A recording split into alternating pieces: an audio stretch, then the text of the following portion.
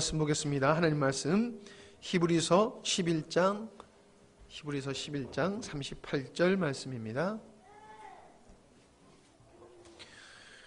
히브리서 11장 38절 말씀입니다.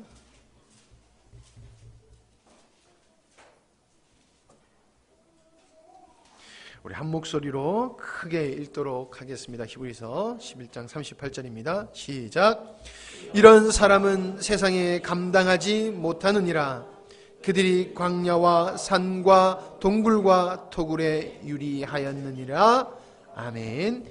믿는 사람들은 어떤 사람일까? 다양한 관점에서 이야기를 할 수 있겠지요. 그런데 이 세상을 보면요, 이 세상을 이렇게 역사적으로 보고 지금도 보면은 과거에는 그 정치적으로 세상이 나누어졌어요. 정치적으로. 그런데 요즘은 정치적인 것보다도 사회주의나 우리 자유민주주의나 어떤 정치 제도가 다르고 사람들이 살아가는 어떤 가치관이 좀 다르고 합니다만은 지금 세상을 제가 이렇게 보면은요, 사회주의나 자유민주주의나 그들이 살아가는 마음에 그들의 삶을 가만히 들여다보면요, 둘로 나눠져 있어요. 둘로 나눠져 있어요. 자, 그걸 볼 때에 뭐냐라고 여러분이 궁금하시겠지요? 하나님을 향해서 믿음을 갖는 사람들과 하나님을 향해서 믿음을 갖지 아니하고 그냥 상관없이 사는 사람들로 세상에 그렇게 양분되어 있어요. 과거에는 모든 사회적인 분위기가 우리 이 시대를 이끌어왔던 어떤 사회적인 배경을 보면은 이 선진국들이 이 역사를 이렇게 좀 주관해 왔잖아요. 그들의 삶은 다 하나님을 당연히 인정하고 성경을 당연히 인정하는 그런 풍토에서 역사가 진행되어 왔거든요. 근데 그렇게 기독교 정신, 성경에 의해서 서구 이 유럽이 세워졌고 또 미국이 그렇게 세워졌고 그런 나라들이 주도적으로 선진국이 되고 세계 역사를 이끌어왔고 문화를 발전시켰고 과학을 발전시킨 게 사실이거든요. 그리고 그들의 삶이 인격적이고 참 사람을 존중히 여기는 이유가 어디 있느냐면은 하나님의 말씀을 근거로 해서 그들이 사회가 세워졌고 나라가 제도가 세워졌기 때문에 그렇거든요. 근데 여러분이 조금만 관심을 가지고 보면은 하나님을 믿지 않는 나라라든가 부족이라든가 이런 사람들을 보면요, 사람의 인권을 존중하지 않아요. 특별히 여성의 인권을 아주 무시하고 사람을 잡아서 사람을 인신제사를 지내는 일까지 벌어지고 도덕과 윤리적으로도 아주 상당히 혼미스러운 그러한 민족과 나라라고 하는 걸 여러분이 조금만 관심을 가지면 볼 수가 있습니다. 그러나 하나님을 믿고 성경을 근거로 해서 그들이 살아가는 사상이 형성되고 문화가 형성되고 정치 제도가 또 법제도, 교육제도 이런 게 성경에 근거한 나라들은 참으로 인격적이란 말이죠. 사람을 존중히 여기고 질서가 있고 예의가 있고. 그런데 이제는 안 그래요. 그렇게 세워진 나라들도 이제는 바뀌어지고 있어요. 하나님을 무시하고 성경을 무시하고 그냥 쾌락을 쫓아서 살아가는 이러한 분위기가 동서고금을 불문하고 이러한 역사들이 증가되고 있다라고 하는 거지요. 그래서 영국은 과거의 영국이 아니에요. 프랑스도 독일도 우리가 선진국이라고 얘기하고 우리가 모델로 삼았던 그들이 살아가는 그들의 삶을 보면은 참으로 인생을 그냥 막 살아가는 그런 모습들을 우리가 보게 되어집니다. 이제 그게 동성애라고 하는 것을 통해서 더 드러나고 포스트모더니즘을 통하여 그냥 자기들이 좋아하는 것이 진리다. 예. 그런 사상들을 가지고 살아가고 있기 때문에 이 사회가 심각한 혼란에 빠지고 무너져 내리고 있다라고 하는 겁니다. 하나님이 있는 사람, 하나님을 믿는 가정, 하나님을 믿지 않는 나라 다 분명하게 명확하게 바뀌어지는 것을 우리가 보고 있습니다. 그래서 이 하나님을 믿지 않는 그들이 가지고 있는 사고방식, 가치관, 그들의 관점에서 하나님을 믿는 우리를 바라봤을 때에 항상 적대적이에요. 적대적이에요. 지금도 기독교인들이 얼마나 많은 사람들이 순교를 당하고 있는지 모릅니다. 여러분, 불교인이 순교를 당한 거 봤습니까? 힌두교인이 순교를 당하는 거 봤습니까? 이슬람 교도들이 순교를 당하는 거 봤습니까? 없어요. 그런데 기독교인들은 세계에서 순교를 지금도 당하고 있습니다. 기독교인들이 뭘 그렇게 잘못했기에 죽임을 당할 정도로 잘못한 게 뭐가 있기에 그렇게 죽어야 되느냐는 말이에요. 우리가 살고 있는 이 시대를 바라봐도요, 지금은 총을 들고 있을지 총 들고 싸우지 않을 뿐이지 지금도 우리끼리 싸우고 있잖아요. 그리고 우리 주변에는 기회만 있으면 빼앗고 도둑질하고 죽이고 이런 일들이 벌어지고 있잖아요. 가만히 보세요, 여러분. 착한 사람이 악한 사람을 때립니까? 악한 사람이 착한 사람을 때립니까? 우리 삶 속에서도 보세요. 신실한 사람들이 사고 칩니까? 못된 사람들이 사고 쳐요. 악의 무리는 항상 선을 공격하게 되어 있어요. 그래서 우리가 하나님 앞에서 추구하는 게 뭡니까? 우리가 바르게 살자잖아요. 우리가 예수님을 닮고 하나님 앞에서 정직하고 경건하고 의롭고 참되게 살자. 진실하게 살자. 사랑하며 살자. 뭐가 나쁩니까? 이런 걸 주장했다고 죽임을 당할 이유가 뭐가 있습니까? 그런데 그런 걸 믿었다고, 그런 걸 그렇게 삶을 산다고 죽이는 거예요. 그게 지금 21세기에 그것이 지금 벌어지고 있는 현상이에요. 벌어지고 있는 현상이에요. 저 북한 땅에서는 세계에서 제일 기독교인들을 박해하는 일이 북한에서 벌어지고 있다는 사실을 우리는 탈북자들을 통해서 경험한 그분들의 이야기를 통해서 우리는 알고 있지 않습니까?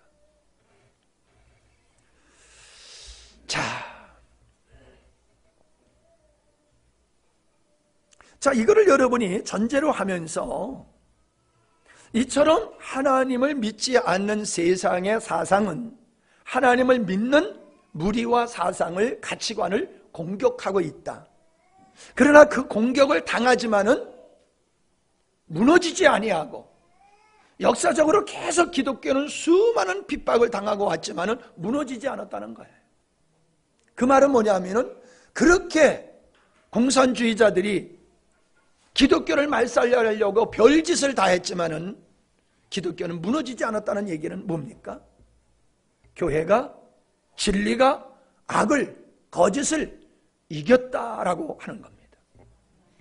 우리 성도들이 살아가는데 힘들다라고 하는 것은 밥 먹고 살기는 똑같잖아요. 근데 왜 우리 성도들이 사는 것이 힘들다고 말합니까? 하나님의 말씀대로, 하나님의 말씀을 근거로 한 가치관을 가지고 살 때에 주변의 사람들이 조롱해요. 쉽게 얘기하면, 야, 우리 다 술 먹는데 너 왜 안 먹어? 아니, 먹는 자유가 있으면 안 먹는 자유도 있어야 되는 거 아니에요? 근데 먹는 그들은 안 먹는 우리를 갖다가 왜 안 먹어요? 경건하게 살려고. 경건하게 살려고 하는 우리를 안 먹는다고 조롱한단 말이에요. 먹고 실수하고 음주운전하고 가정을 파탄시키면서 그거는 옳다고 생각하고 술 안 먹고 경건하게 참되게 살자고 하는 것을 조롱하는 것. 그럼에도 불구하고 우리가 이겨나가잖아요. 그런 환경 속에서 우리가 살아가는 가치관이 인정받지 못하고 적대적인 반응 속에서 우리의 가치관을 지키고 믿음을 지키고 살아가는 게 이게 어려운 거잖아요. 근데 성경에서 뭐라고 얘기하고 있느냐 하면은 하나님의 사람을 세상이 이기지 못한다. 아무리 세상이 기독교를 핍박해도 진리를 부정해도 그들이 이기지 못한다. 왜? 그것이 거짓이고 성경이 진리이기 때문에 반드시 진리가 이기게 된다라는 말씀을 하고 있는 겁니다. 예수 믿어서 잘된 게 뭐 있느냐 하는 사람이 있습니다. 그 사람들은 예수 믿는 목적을 잘못 알고 있기 때문에 그렇습니다. 예수를 믿는 것을 부를 축적하고 높은 사회적인 지위를 얻고 권세를 가지고 떵떵거리면서 다른 사람을 지배하고 그렇게 사는 것을 성공이라고 생각하는 사람이 봤을 때에는 예수 믿을 필요가 없어요. 근데 우리는 그것을 성공이라고 보는 사람이 아니에요. 우리가 성공이라고 믿는 것은 뭡니까? 하나님을 닮아가는 거예요. 경건하게 사는 거예요. 죄를 이기는 거예요. 불의하게 살지를 않는 거예요. 사랑으로 원수를 사랑하는 그런 사랑의 삶을 사는 것을 우리는 성공으로 보는 거예요. 겸손을 우리는 성공으로 보는 거예요. 그러니까 우리가 귀하게 여기는 가치관과 그들이 귀하게 여기는 가치관은 다르다는 거지요.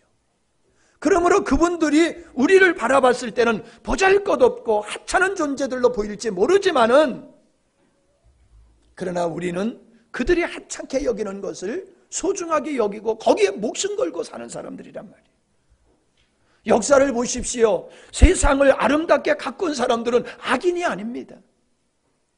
세상을 아름답게 가꾼 사람들은 선한 사람들이고 의로운 사람들이지, 자기 이익만을 추구하는 독재자가 어느 나라를 잘 살게 만들었습니까?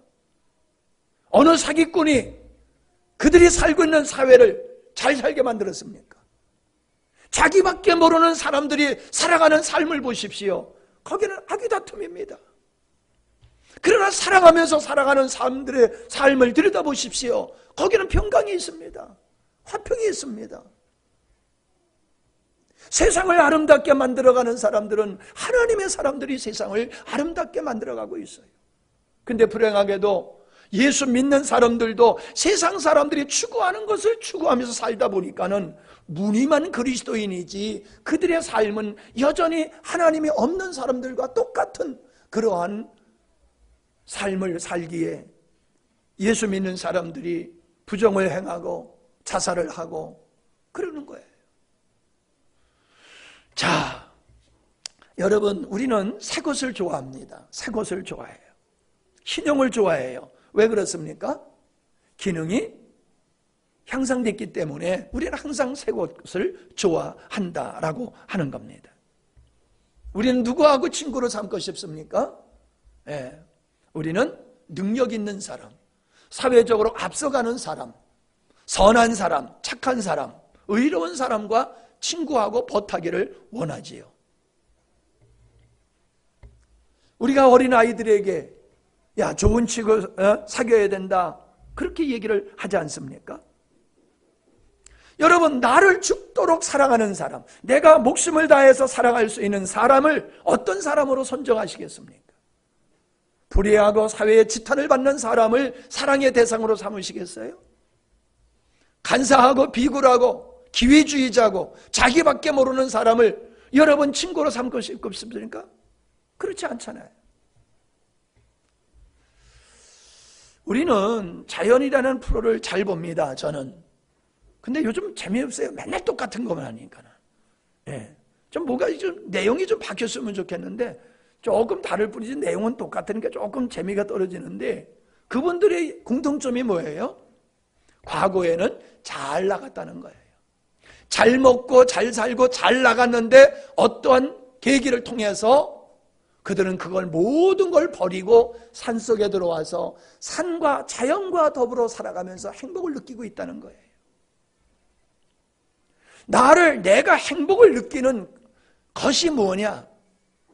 과거에는 소유에 있었다는 거야. 사회적인 지위에 있었다는 거예요. 자기의 지식이나 자기의 재능이나 자기의 어떠함을 그것을 행복의 근원으로 삼았지만은 살다 보니까 이게 아니더라라고 하는 것을 깨달은 거지요. 그래서 그 모든 걸 다 버리고 그리고 자연과 더불어 살아가면서 행복하게 사는 사람들. 아직도 대다수의 사람들은 도시에서 그 사람들이 버린 것을 얻기 위해서 고군분투하면서 살아가고 있잖아요. 근데 그 사람들은 혼자 살면서도 행복해해요. 여러분, 이 자연인과 산 사람이 성경에 보면은 바울이라는 사람이지 않습니까? 그 사람은 어떤 사람입니까? 그 사람이 아주 자랑했던 것이 바로 빌립보서 3장에 나와 있잖아요. 자기의 출신을 얘기하고 있습니다. 빌립보서 3장 4절에 그러나 나도 육체를 신뢰할만 하니 만일 누구든지 다른 이가 육체를 신뢰할 것이 있는 줄로 생각하면 나는 더욱 그러하니라. 나는 8일 만에 할례를 받고 이스라엘 족속이요 베냐민의 지파요 히브리인 중에 히브리인이요. 이건 출신을 얘기하고 있잖아요. 율법으로는 바리새인이요. 사회적으로 지도자의 위치에 그룹에 있었다는 거지요. 종교적으로는 열심으로는 교회를 핍박하고 율법의 의로는 흠이 없는 자로라. 그러나 과거에는 이런 것을 자랑 삼아 살았다는 거지요. 그러나 무엇이든지 내게 유익하던 것을 내가 그리스도를 위하여 다 해로 여길 뿐더러 또한 모든 것을 해로 여김은 내 주 그리스도 예수를 아는 지식의 가장 고상함을 인함이라. 내가 그를 위하여 모든 것을 버리고 배설물로 여김은 그리스도를 얻고 그리스도 안에서 발견되려 함이니.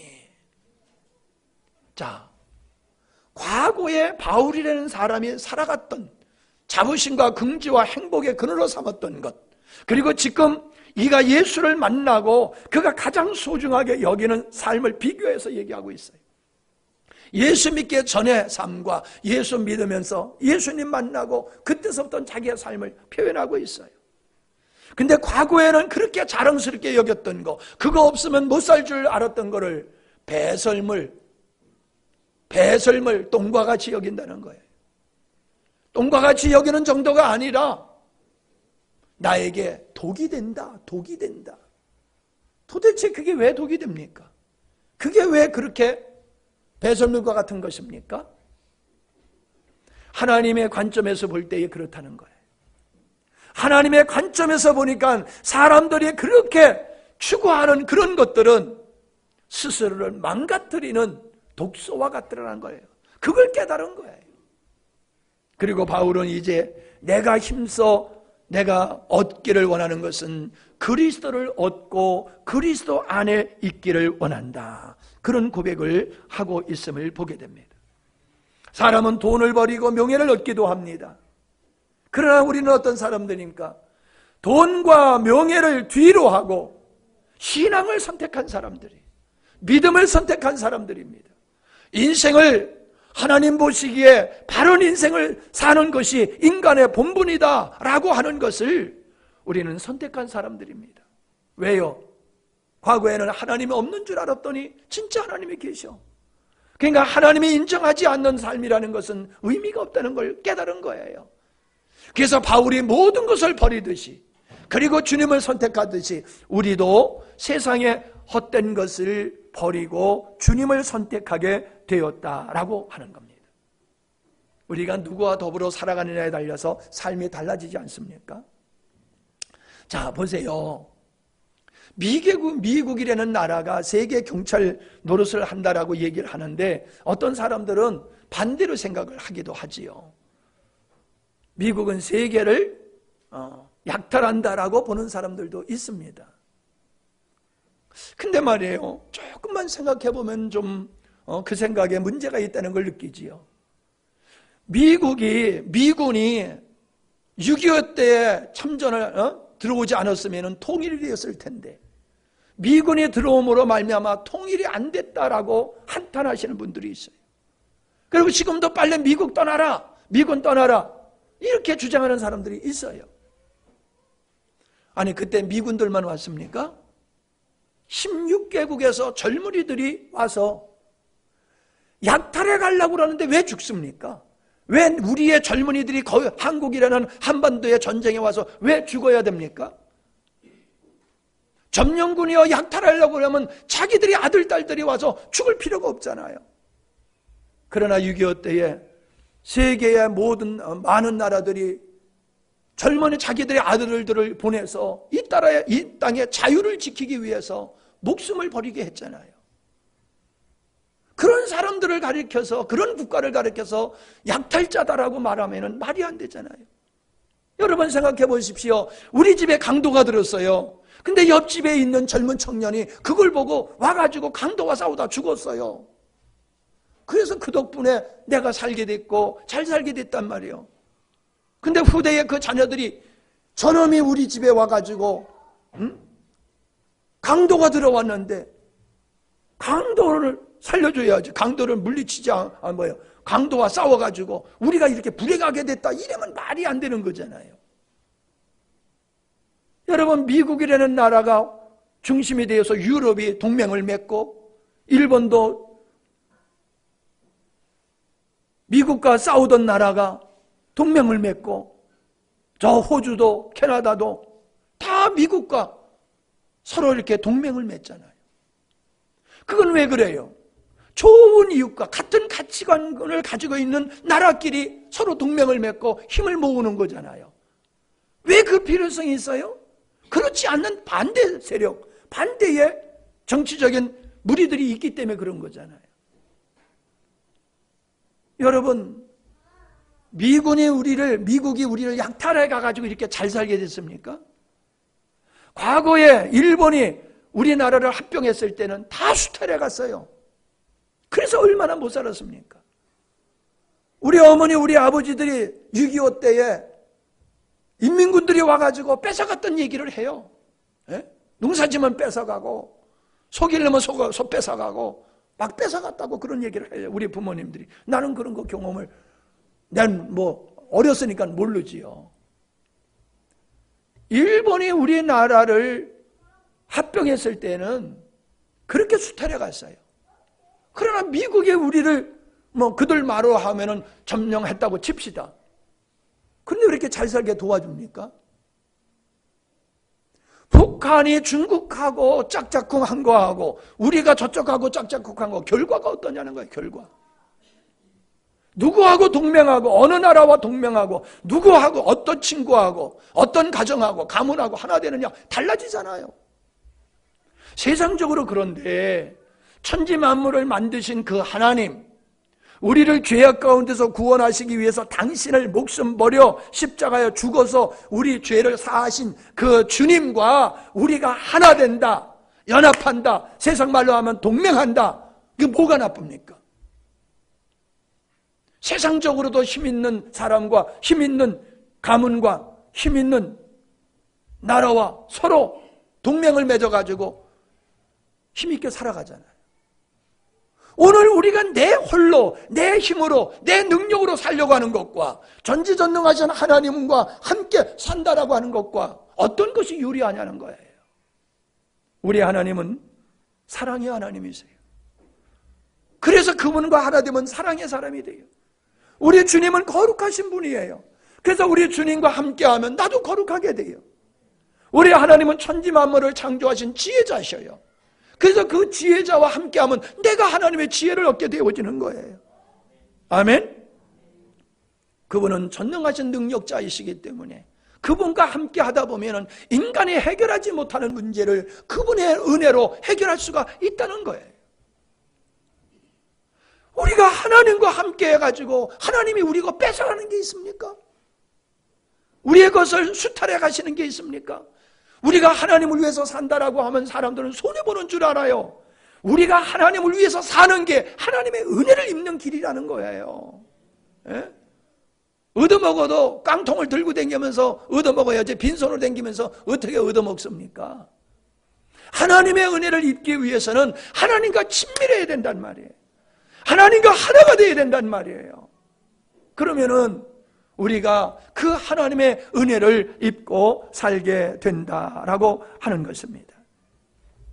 우리가 아까 읽었던 히브리서 11장의 말씀은 구약에서 하나님을 중심으로 살았던 사람, 그러나 세상에서는 많은 핍박과 환난을 당했던 사람을 얘기하고 있습니다. 그들이 세상에서는 하나님을 중심으로 살기 때문에 악한 무리들에게 고난을 당했지만 그들이 이기지 않았느냐? 세상에 그들 이기지 못했다. 마찬가지다. 지금 시대도 하나님 뜻대로 사는 사람은 세상에 미움을 받아도 그들을 세상에 이기지 못한다. 너희들이 환난과 핍박을 당해도 너희들이 이기는 거야. 그 말씀을 하는 줄 믿습니다. 그게 우리가 믿음의 근본으로 삼아야 된다라고 하는 거예요. 요한일서 5장 18절에 보면은 하나님께로부터 난 자는 다 범죄하지 아니하는 줄 우리가 아노라. 하나님께로부터 나신 자가 그를 지키심에 악한 자가 그를 만지지도 못하느니라. 무슨 얘기입니까? 세상은 우리를 자꾸 죄 가운데로 끌고 가요. 야, 술 먹자, 술 먹자. 그게 뭐예요? 결국은 술 먹고 즐기자가 엉뚱한 데로 우리를 끌고 가는 거잖아요. 세상을 즐기자고 하는 것들이 정상적인 겁니까? 쾌락을 쫓자는 거잖아요. 세상은 우리를 하여금 불의한 자리로, 망할 자리로 자꾸 끌고 가요. 근데 하나님은 그런 가운데서 우리를 지켜주신다는 거예요. 죄악에 우리를 끌어갈 때에 하나님의 우리의 생각을 지켜주시고 하나님의 우리의 마음을 지켜주셔서 죄된 자리로 안 가게 우리를 지켜주신다는 거예요. 그래서 죄가 유혹을 한다 할지라도 내가 이기는 자가 되지 않느냐. 여러분, 우리의 자녀들이 주변에 나쁜 아이들이 우리 아이들을 유혹할 때에 부모님들이 좋은 교훈 하나 해주면은 아이들이 정신을 차리고 바로 쓰잖아요. 그래서 걔네들이 세상 나쁜 아이들 안 따라가게 되는 거, 그게 이기는 거잖아요. 씨름해서 이기고 싸움에서 주먹으로 이기는 게 아니란 말이에요.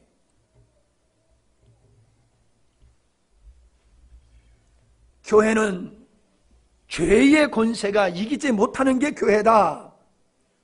그렇게 말씀을 하고 있는 겁니다. 근데 교회가 세상 것을 추구하다 보니까는 이런 능력을 상실해버렸어요. 주님과 함께 하기보다는 세상의 가치관을 따라 살다 보니까는 하나님의 도우심과 하나님의 붙드심을 못 느끼는 거예요. 그래서 사람들은 넘어지고 패배하게 되더라는 거예요. 주님이 우리에게 약속하신 게 뭡니까? 가장 귀한 약속이에요. 금은 보화를 준 게 아니에요. 뭐라고 그랬냐면은 내가 세상 끝날까지 내가 너희들과 함께 하겠다. 할렐루야. 여러분, 우리 아이들이 엄마가 안 보여요. 조금만 안 보여도 엄마. 예? 아빠 안 찾아. 기분 나쁘게. 엄마만 찾아. 예? 엄마 아이들이 엄마. 엄마는 모든 걸 다 해줄 분 같아. 어렸을 때 엄마만 있으면 든든해. 여러분, 그게 우리들의 마음이 돼야 돼요.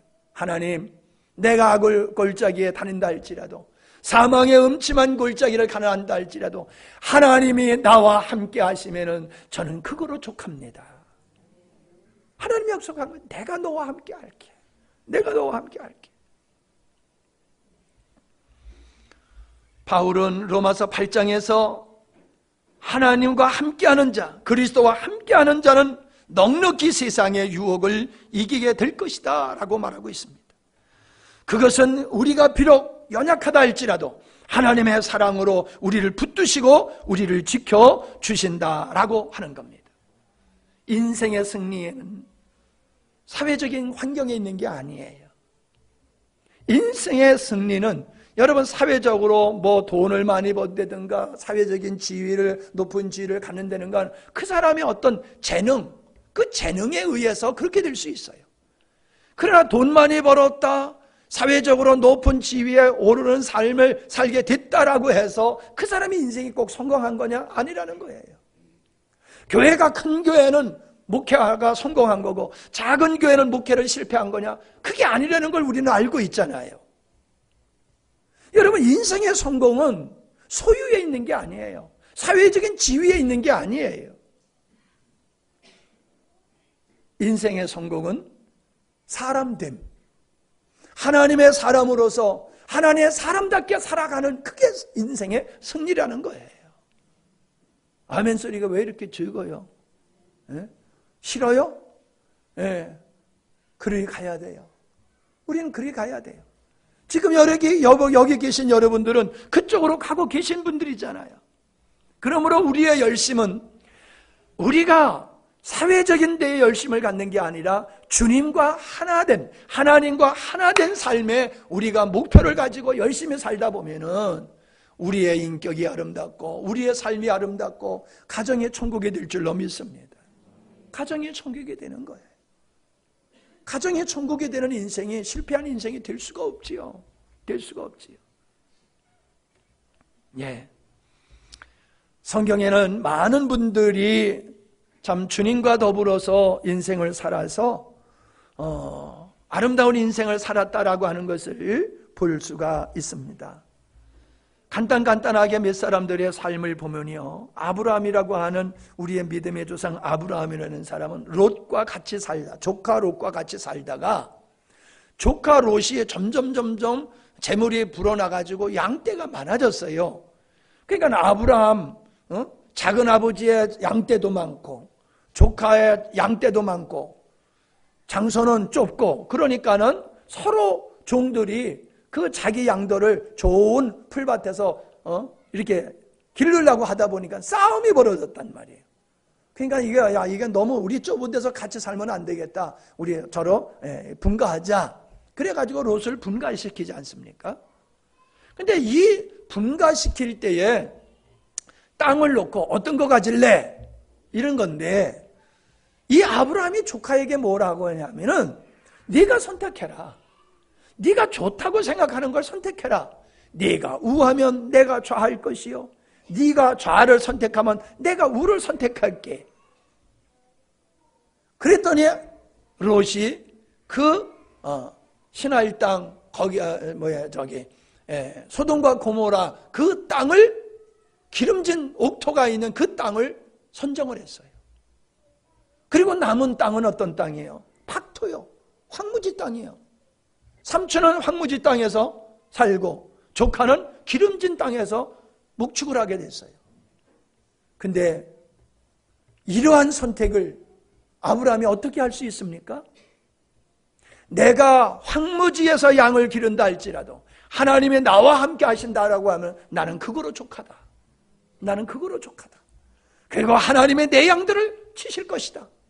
그 믿음이 있기 때문에 네가 우하면은 나는 좌하고 네가 좌하면 내가 우할게. 그렇게 했다라고 하는 것이 않습니까?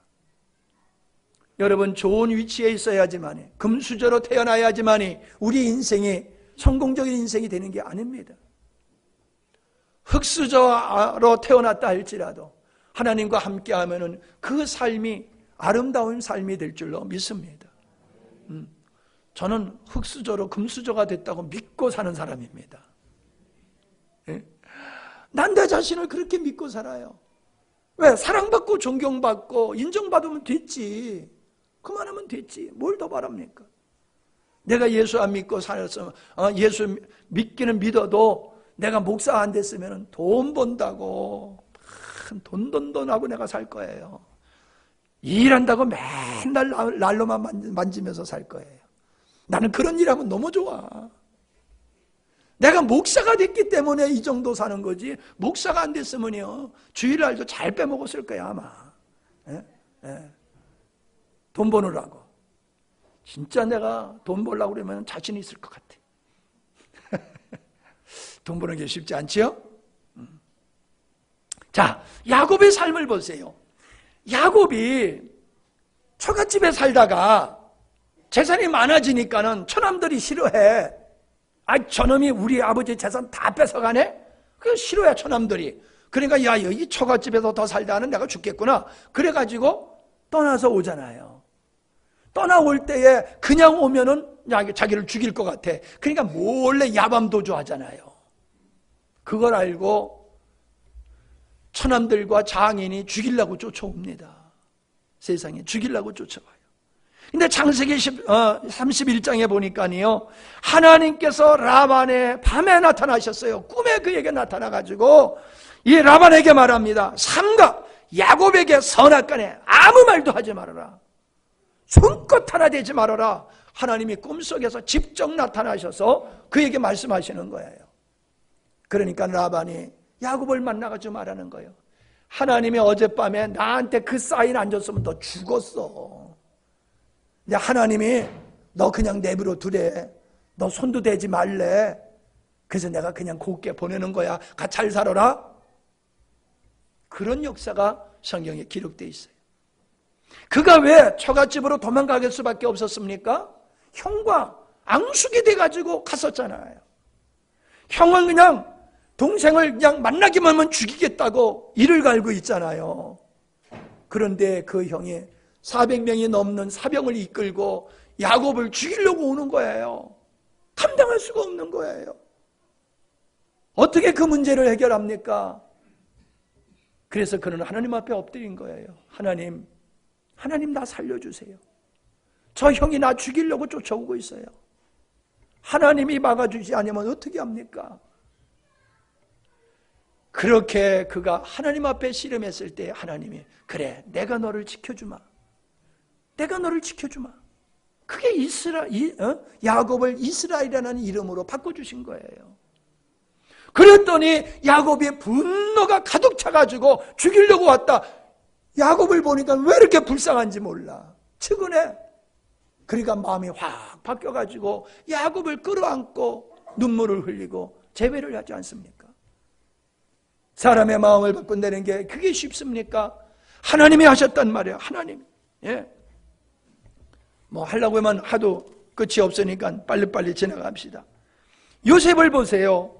요셉이 형들의 미움을 받아가지고 애굽으로 노예로 팔려갔잖아요. 노예로 팔려갔는데 노예로 팔려가서 시위대장 보디발의 집에 팔려가가지고 거기서 보디발의 집에 모든 일을 다 담당하는 집사가 됐잖아요. 근데 성경에서 뭐라고 얘기하고 있느냐면은 창세기 39장 2절에 보니까는 여호와께서 요셉과 함께 하심으로 그가 형통한 자가 되어 그의 주인 애굽 사람의 집에 있으니 그의 주인이 여호와께서 그와 함께 하심을 보며 또 여호와께서 그의 범사에 형통케 하심을 보았더라. 보디발의 요셉을 보니까는 하나님이 함께하는 자야. 그에게 모든 일을 맡기면은 누구보다도 그 일을 다 잘 처리해. 형통하게 하였더라. 그게 뭐 모든 게 다 잘 되게 되었다는 뜻이라고 저는 안 봐요. 모든 문제를 요셉의 손에만 들어가면 해결하는 거야. 다른 사람은 해결 못해. 믿을 수가 없어. 근데 요셉한테 맡겨놓으면 정직하게 슬기롭게 능력 있게 그 일을 잘 감당하더란 말이야. 어떻게 그걸 잘하는가 봤더니 하나님이 그와 함께 하니까 그렇더란 말이에요. 보디발뿐만이 아니에요. 그가 모함을 받아가지고 감옥에 갇혔을 때 감옥에 가서도 마찬가지예요. 23장에 보니까 간수장은 그의 손에 맡긴 것을 무엇이든지 살펴보지 아니하였으니 이는 여호와께서 요셉과 함께 하심이라. 여호와께서 그를 범사에 형통하게 하셨더라. 간수장이 요셉을 보니까는 하나님이 함께하는 자예요. 너무 신실해, 너무 정직해, 너무 지혜로워. 못할 일이 없어. 맡겨놓으면 다 감당해. 하나님이 함께하는 자다. 할렐루야. 여러분, 내가 하나님을 믿는 사람이요, 하나님의 나와 함께하는 자라고 하는데 우리가 이 고백을 받아내지 못하면 안 되는 거예요. 직장에서 믿지 않는 사람들한테 저 사람은 술 안 먹어서 얄밉지만은 저 사람은 믿을 수 있는 사람이야. 금고를 맡길 수 있는 사람이야. 사장이 그렇게 생각을 해야 돼요. 모든 힘들고 어려운 문제, 다른 사람이 해결하는 문제가 없으면 누구 영광스러운 교회 나가는 아무개 집사 그 사람한테 맡겨. 그럼 그 사람이 해결할 거야. 그런 지혜로운 사람이 돼야 돼요. 아멘. 내가 아무리 용접을 잘한다 할지라도 물이 세게 새는 거는 막지를 못하겠더라고요. 그래서 잘 용접하는 누구한테 해달라고 하니까 해주더라고. 그와 같은 거예요, 여러분. 사람들이 좋을 때는 안 찾아도 어려울 때 찾는 사람이 되시기를 바랍니다. 문제를 다른 사람이 해결하지 못하는 문제를 여러분에게 맡길 때 왜 힘들고 어려운 걸 나한테 맡겨 이러지 마시고 할렐루야, 하나님 저에게 지혜 주셔서 이 일을 감당케 하옵소서. 아멘. 그래서 여러분이 하는 일은 달라야 돼요.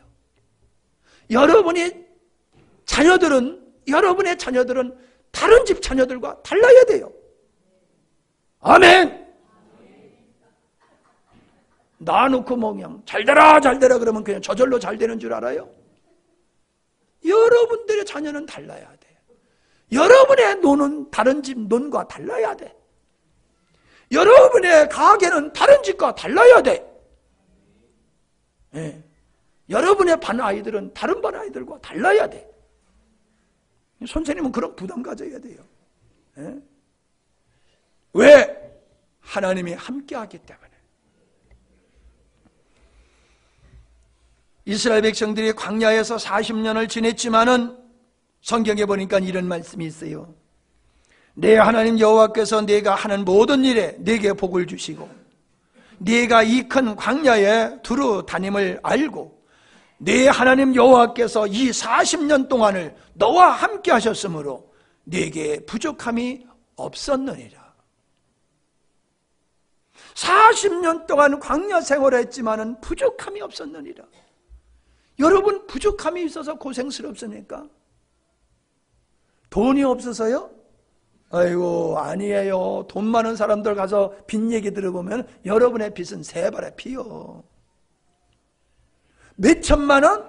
아니요. 몇억? 아니요. 수십억의 빚을 지고 살아.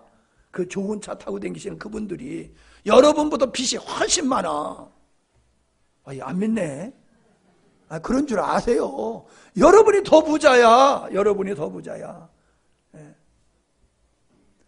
여러분 우리가 부족함이 없다라고 하는 것은 돈이 많아서 부족함이 없다라고 하는 게 아니에요. 우리의 삶 속에 주님이 계시면 자족하는 마음이 있습니다. 때를 따라 하나님이 채워주십니다. 그러면 된 거지요. 밥 3끼 먹고 남한테 가서 손 안 벌리면 되는 거지요. 도와줄 사람이 있을 때에 내가 조금 사랑을 베풀 수 있는 여유가 있으면 그러면 부자지요. 뭘 더 이렇게 싸놓고 살려고들. 예수 믿는 사람들이 뭘 그렇게 죽을 때 안 가지고 갈 거잖아요. 주님 오시면 그거 다 두고 갈 때 아까워서 안 갈 거예요?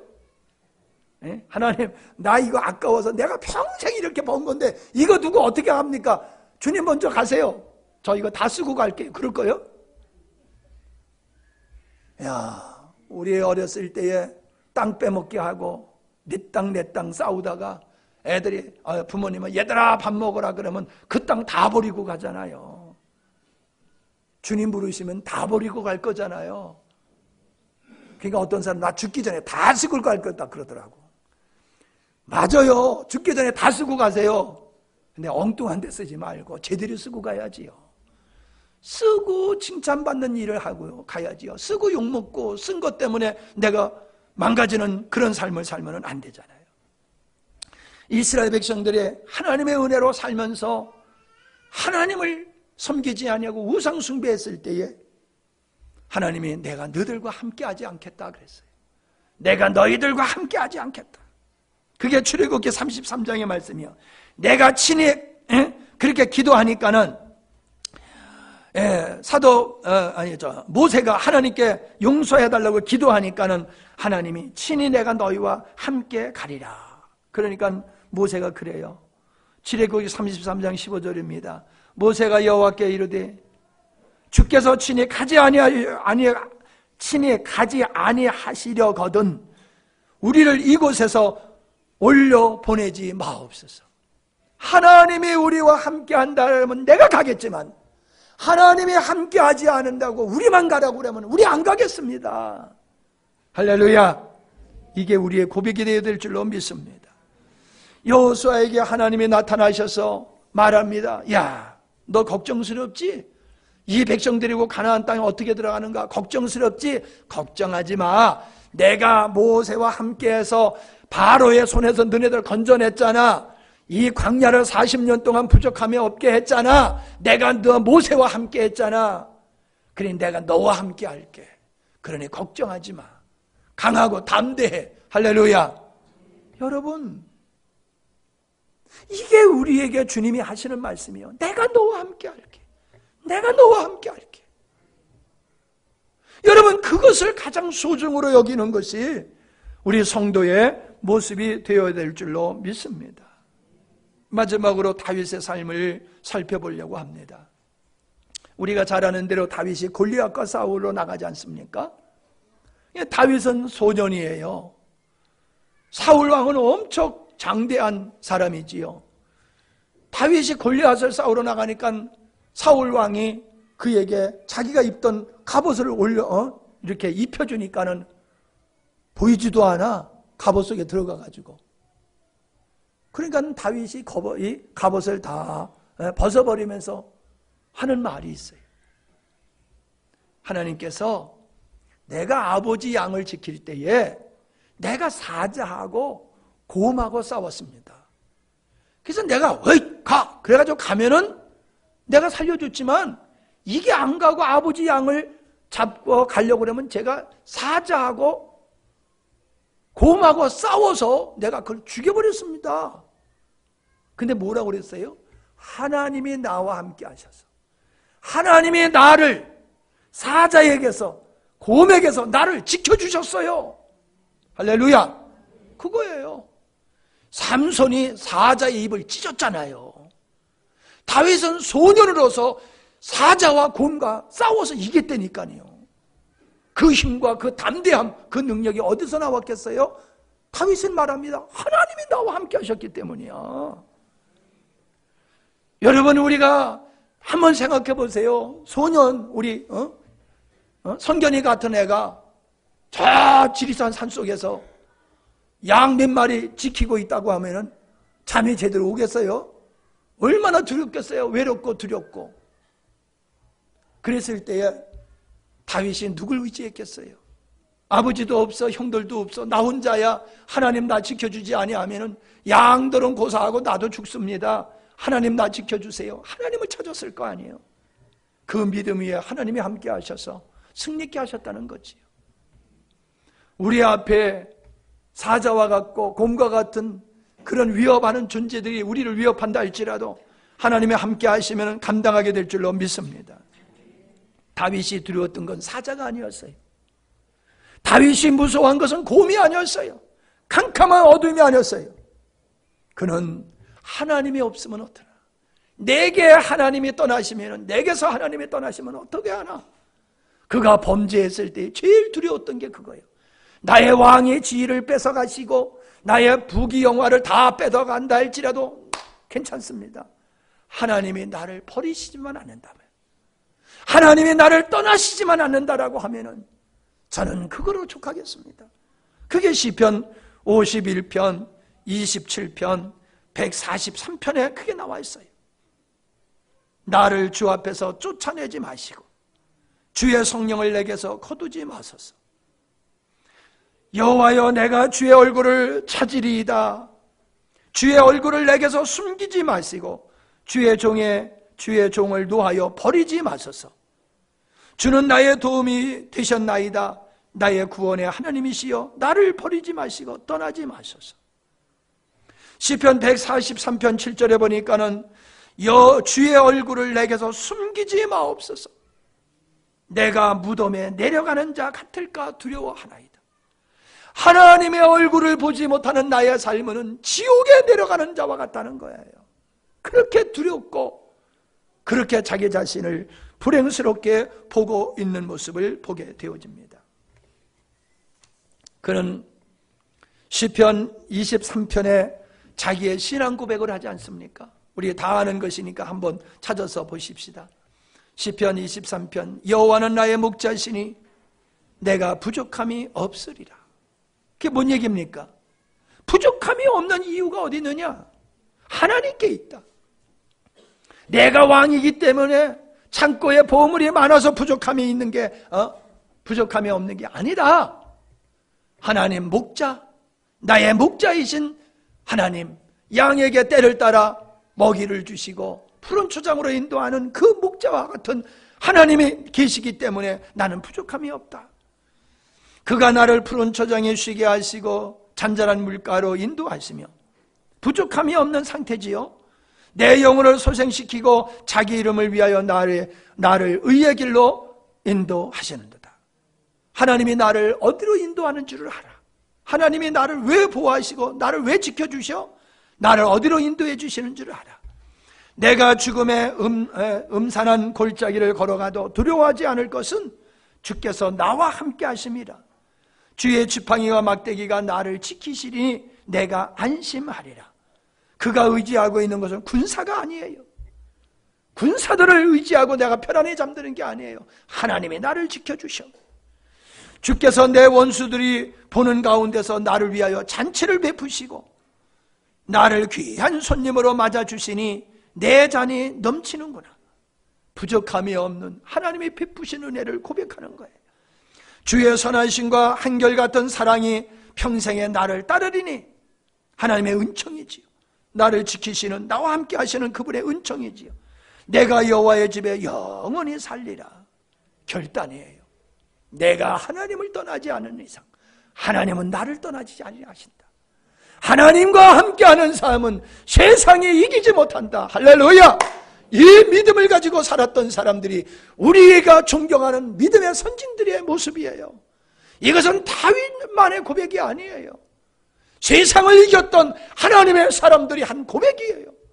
이 고백을 우리도 우리 자녀들에게, 후손들에게 해야 될 줄로 믿습니다. 그리고 자녀들에게 유산으로 물려주는 건 돈이 아니라 하나님과 함께하는 믿음을 유산으로 물려주시는 여러분들이 되시기를 주의 이름으로 축원합니다. 하나님 아버지 감사합니다. 세상이 감당할 수 없었던 믿음의 사람들의 삶에 원리가 뭐였으며 그들이 세상을 이길 수 있었던 능력과 근원이 무엇인가를 살펴보았습니다. 주님, 세상 사람들도 힘 있는 자들과 좋은 사람들과 서로 손을 잡고 더불어 살아가고 있는데 우리가 하나님의 사람으로 이 세상에 살아갈 때에 하나님과 하나 되지 아니하고 어찌 우리가 세상을 이길 수 있겠습니까? 하나님을 믿어서 지옥 갈 자가 천국 간다는 데에 머물지 않게 하시고 하나님을 믿음으로 세상을 이기는 일에 우리가 목적을 갖게 하여 주시옵시고 힘있게 믿음을 지켜나가며 하나님의 의를 이루는 하나님의 자녀들이 되게 하옵소서. 우리가 연약한 믿음이 있습니까? 하나님의 은혜 주셔서 장성한 분량에 이르는 저희들이 되게 하여 주시옵시고 우리의 삶이 하나님의 살아계심을 증거할 수 있는 증인의 삶이 되게 하옵소서. 예수님의 이름으로 기도하옵나이다. 아멘.